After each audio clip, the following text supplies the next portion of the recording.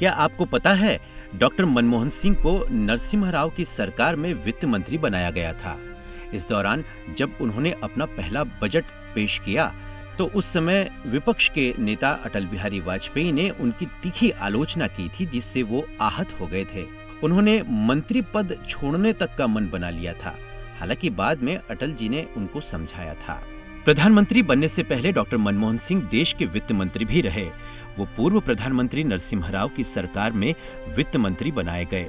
वित्त मंत्री बनने के बाद जब उन्होंने अपना पहला बजट पेश किया तो उस समय विपक्ष के नेता अटल बिहारी वाजपेयी ने उनकी तीखी आलोचना की, जिससे वो आहत हो गए थे। उन्होंने मंत्री पद छोड़ने का मन तक बना लिया था। ये बात जैसे ही प्रधानमंत्री नरसिम्हा राव को पता चली तो उन्होंने फोन पर इस बात की जानकारी अटल जी को दी।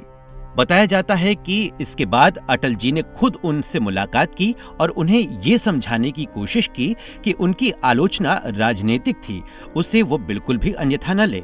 हालांकि उसके बाद अटल जी और मनमोहन सिंह दोनों अच्छे दोस्त बन गए। दोनों के बीच रिश्तों की ये गर्मजोशी बाद में दिखी। अटल जी बाद में जब बीमारी से ग्रसित थे तो उनसे नियमित मिलने वालों में डॉक्टर मनमोहन सिंह भी रहते थे। पूर्व प्रधानमंत्री डॉक्टर मनमोहन सिंह की कर्तव्य निष्ठा के पीएम मोदी भी मुरीद थे। हाल ही में राज्यसभा में उनके कार्यकाल के खत्म होने के मौके पर दिए जा रहे विदाई भाषण के दौरान पीएम मोदी ने भरे सदन में न सिर्फ उनकी खुलकर तारीफ की, बल्कि सांसदों से उनसे प्रेरणा लेने को कहा था। पीएम मोदी ने कहा था कि हाल ही में वो एक विधेयक के दौरान व्हील चेयर पर बैठकर सदन में आए थे, ये जानते हुए भी कि विधेयक में सत्ता पक्ष की जीत तय है। एक सांसद अपने दायित्व के लिए कितना सजग है, इसके वो उदाहरण थे। इतना ही नहीं, वो कमेटी के चुनाव में भी व्हील चेयर पर बैठकर आते थे। Doctor Manmohan Singh ji wheel chair में आए, वोट किया। एक सांसद अपने दायित्व के लिए कितना सजग है, उसका वो उदाहरण है। सवाल ये नहीं है कि वो किसको ताकत देने के लिए आए थे। मैं मानता हूं वो लोकतंत्र को ताकत देने आए थे।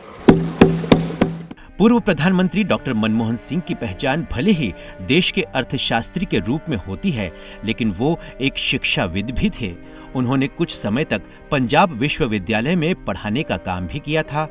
बाद में 1991 में वो विश्वविद्यालय अनुदान आयोग यानी यूजीसी के अध्यक्ष भी रहे। हालांकि इस पद पर वो कम समय तक ही रहे, क्योंकि इसके बाद ही पूर्व प्रधानमंत्री नरसिम्हा राव ने उन्हें अपनी कैबिनेट में वित्त मंत्री का पद दे दिया था।